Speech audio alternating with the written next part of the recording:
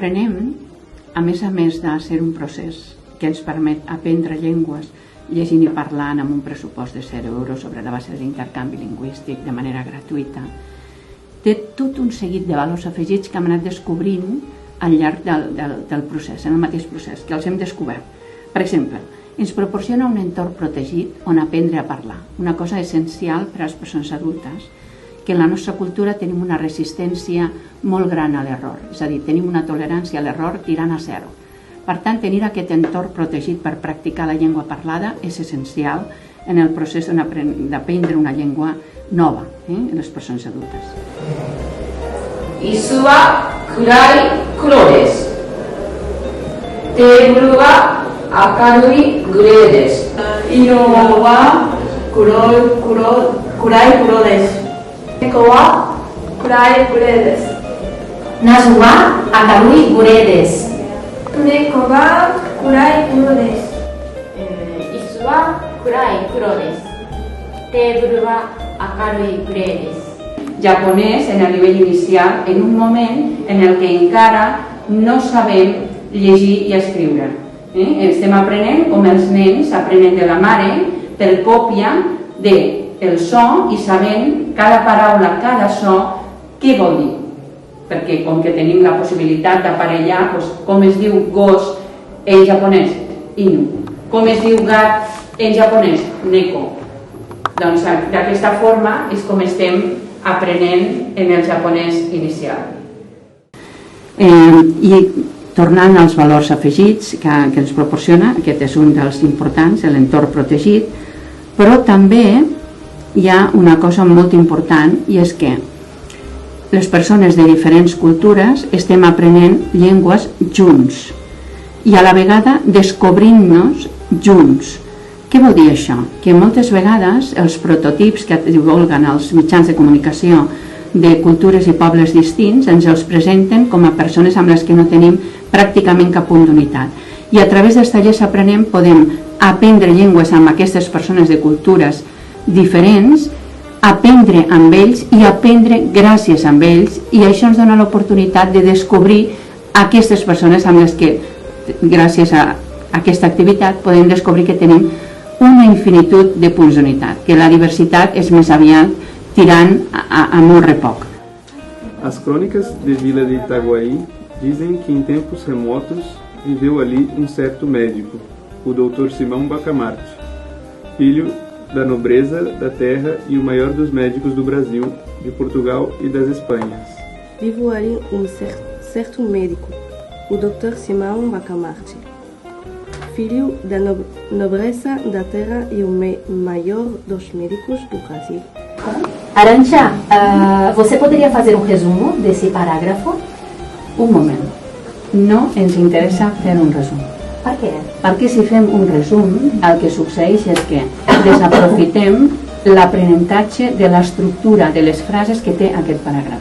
Ens interessa més cada frase que té aquest paràgraf fer-ne una de nova, incorporant algun element, utilitzant algun sinònim, canviant, podria millor de lloc alguna de les parts de l'oració, per això quan ja estem en un nivell de maneig de la llengua prou gran. Però només incorporar algun sinònim i canviar alguna cosa petita, a lo millor en comptes de que siga una persona la que fa la cosa, que siguen diverses, això ja ens ajuda a canviar el verb, utilitzar el plural, perquè aleshores el que fem és agafar aquella estructura de frase que és bona, que està ben organitzada de la llengua que estem aprenent i l'estem fent nostra, perquè quan que incorporem algun canvi estem parlant en aquella estructura, amb aquella estructura. D'acord? Perfecte. Os livros antigos da Vila de Itaguaí contam que o Dr. Simão Bacamarte, que era filho de nobres. Aprendre a parlar és exactament idèntic a aprendre a anar en bicicleta. Com a més vegades, com a més hores de rodatge de bicicleta tenim, podem ser capaços fins i tot d'anar sense manillar, sense les mans al manillar. Doncs a parlar el mateix. Com a més llarga féssim la frase quan expliquem, quan ens pregunten, estem parlant més, fins que arribem a tenir ja un domini de la llengua com un parlant. E Aline, em que cidades portuguesas o Dr. Simão Bacamarte estudou? O Dr. Simão Bacamarte estudou em Coimbra e Padua. Quan parlem d'integració en la societat, a mi m'agrada explicar un aspecte molt important, i és que una persona ens integrem en una societat quan som capaços de funcionar amb absoluta normalitat, utilitzant i compartint els recursos que aquella societat té disponibles per tothom com un ciutadà més o com una ciutadana més. Això no és possible si no tenim l'acompanyament d'alguna persona coneguda amb la que tenim confiança. Per exemple, imaginem-nos que jo arribo de cop i volta al Canadà. Si jo me poso a aprendre qualsevol de les llengües que es parlen ara mateix al Canadà, el francès o l'anglès, amb un grup i jo a canvi ensenyo el castellà, posem per cas que em vaig a Canadà i engego els tallers aprenem allà. Coneixeré persones canadenques, velles canadenques, i jo sóc una nova canadenca. I podré, si tinc els meus nens, que és estiu, i organitzen activitats estiuenques des de l'administració, des de la Secretaria d'Infància de Montreal, posem per cas, no? Doncs jo, això és molt difícil que tinc accés, però si tinc una amiga o un amic al que li ensenyo castellà o català i ell a mi m'està ensenyant anglès o francès, jo podré compartir aquesta necessitat o ella podrà compartir amb mi i mira, han sortit ja les colònies de xiquets d'estiu que fa tot l'any l'Ajuntament. Apunta els teus xiquets allà. Doncs això és una cosa que si no conec persones del lloc, per exemple, o el servei de les biblioteques, o el servei de com utilitzem aquí altres coses que tenim disponibles. Doncs el fet de que coneguem persones del lloc, d'aquella cultura, directament, en primera persona, ens ajuda a poder participar amb normalitat en aquella societat, en tot moment i circumstància. Aquest és el punt, l'aspecte més rellevant d'integració social que jo considero que interessa remarcar. També van matar persones que creien perilloses per al seu projecte. Va matar molta gent que no estava d'acord amb la seva política. Maria, els Khmers Rojos què defensaven? Defensaven un model d'una societat basada en una agricultura perfecta. Tots aquells recels i aquella por al desconegut que divulguen els mitjans de comunicació, a través de l'activitat dels tallers aprenem, s'esvaeixen, perquè tenim l'oportunitat de conèixer l'altre en primera persona, que és precisament aquella persona que ens està ensenyant anglès, francès, japonès o qualsevol de les llengües que estem aprenent. Mit Fleisch, con carne.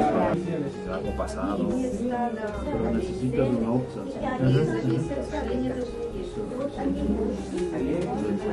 Телевизора обычно приносит меньше удовольствия, чем еда. Не количественные, а качественные параметры. Карандаш мужского рода, рубашка женского рода. Да. Masculino y femenino. Да. Ahora, Leonardo, con una frase. Was ist María? Was ist María? Sí, esa es la pregunta. La pregunta. Tú una respuesta. María ist Birne. Birnen. Birnen. Plural. Quan aprenem una llengua, aprenem molt més que una llengua, perquè una llengua s'ha nodrit amb l'experiència de tot un poble per sobreviure.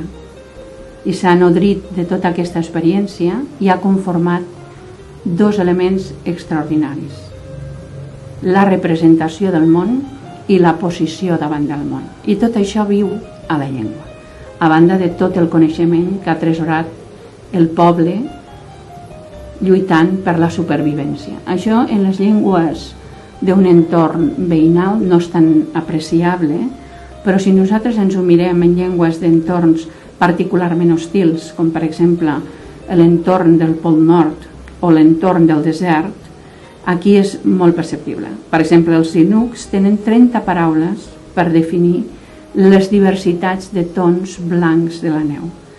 Aquesta particular manera de lluir el blanc de la neu o del gel els informa de si aquella neu és una neu que en trepitjar-la s'esfondrarà o és una neu que en perforar mig metre podran pescar, o si acaba de passar un os, o si en aquella neu poden construir un iglú, o no.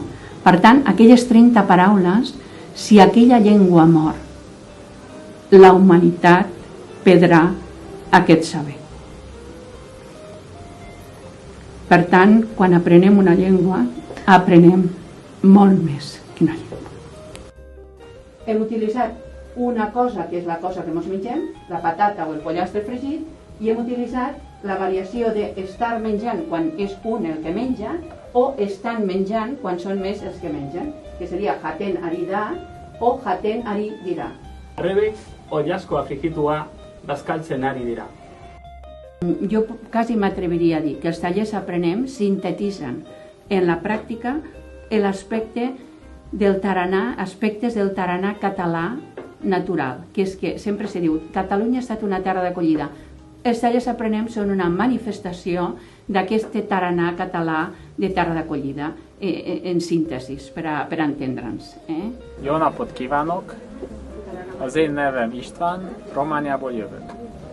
Jó napot kívánok! Az én nevem Barcelonából jövök. Molt bé! Un aplaudiment! I bueno, us desitjo que si voleu participar en els tallers Aprenem, consulteu el blog on teniu tots els tallers en marxa, que és aprenem.blog.cat, o també si allà on vosaltres viviu o no sé, no hi ha tallers Aprenem, engegar els tallers Aprenem en qualsevol lloc és més fàcil del que t'imagines, perquè és un projecte d'interès social, de participació ciutadana, que afavoreix la cohesió social, que funciona amb pressupost zero, és a dir, a qualsevol dels ajuntaments que han presentat el programa d'aprenentatge de llengües Aprenem han tingut les portes obertes.